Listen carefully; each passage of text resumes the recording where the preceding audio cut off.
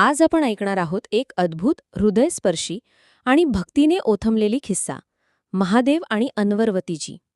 ही फक्त प्रेमकथा नाही, ही भक्ती, त्याग आणि एकनिष्ठतेचं प्रतीक आहे.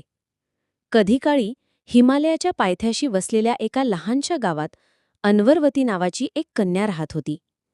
तिचं मन स्वच्छ, चेहरा तेजस्वी आणि हृदय फक्त महादेवाच्या भक्तीने भरलेलं होतं. लहानपणापासून ती फक्त शिवाचीच पूजा करत असे. प्रत्येक सकाळी ती नदीकाठी जाऊन गार पाण्याने शिवलिंगाचा अभिषेक करायची, बेलाची पानं अर्पण करायची आणि ओम नमः शिवाय असा अखंड जप करायची. एकदा गावात मोठा दुष्काळ पडला. लोकांना अन्नपाणी मिळणं कठीण झालं. पण अन्वरवतीने आपली पूजा थांबवली नाही. ती उपाशीपोटी असली तरी महादेवासाठी फुलं आणि बेलपान घेऊन मंदिरात जायची. तिच्या या भक्तीने कैलासावर बसलेल्या महादेवाचा हृदय हलले. पार्वती मातेनं विचारलं, स्वामी, ही कन्या इतकी भक्ती करत आहे, तुम्ही तिची भेट का घेत नाही? महादेव फक्त स्मित करून म्हणाले, योग्य वेळ आल्यावर मी भेटेन.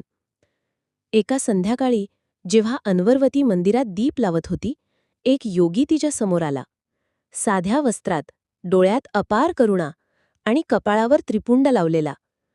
तो म्हणजे स्वतः महादेव, पण मानव रूपात. योगीनं विचारलं, कन्ये, तू रोज एवढी पूजा का करतेस? अन्वरवती हसून म्हणाली, ही पूजा माझा प्राण आहे.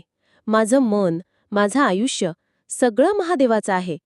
त्यांच्याशिवाय मी श्वासही घेऊ शकत नाही. महादेव तिच्या निस्वार्थ भक्तीने भारावून गेले. त्यांनी आपलं खऱ्या रूपात दर्शन दिलं. तेजस्वी जटा, गळ्यात नाग, हातात त्रिशूल आणि कपाळावर चंद्रकोर. अन्वरवती त्या दैवी तेजाने अश्रूंनी भरून गेली. महादेव म्हणाले, अन्वरवती, तुझी भक्ती, तुझं प्रेम आणि तुझा त्याग मला बांधून ठेवतो. मी तुला वचन देतो, जन्मोजन्मी तुझा रक्षणकर्ता आणि सोबती राहीन. कैलासावर भव्य विवाह सोहळा झाला. देव, देवता, ऋषीमुनी आणि गंधर्व यांच्या उपस्थितीत महादेव आणि अन्वरवतीचं पवित्र बंधन जुळलं. त्या दिवसापासून अन्वरवती महादेवाच्या सेवेत त्यांच्यासोबत भक्ती आणि प्रेमाने जीवन जगू लागली. मित्रांनो, ही कथा आपल्याला शिकवते, जर आपलं प्रेम निस्वार्थ, शुद्ध आणि सातत्यपूर्ण असेल, तर देवही आपल्या हृदयात स्थान देतात.